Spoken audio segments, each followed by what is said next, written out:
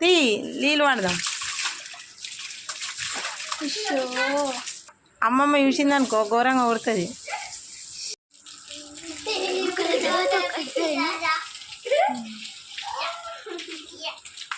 అమ్మ చూసిందనుకో కొడుతుంది.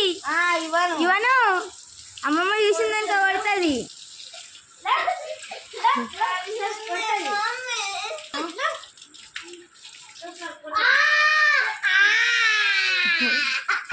నువ్వు కొంచెం పట్టినావు వరకు తమ్ముడు పట్టు.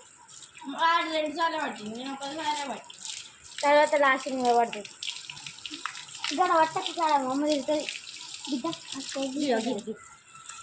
అల్లి ఇంటికాడ ముందరికి నడుచుకుంటే పట్టాలి.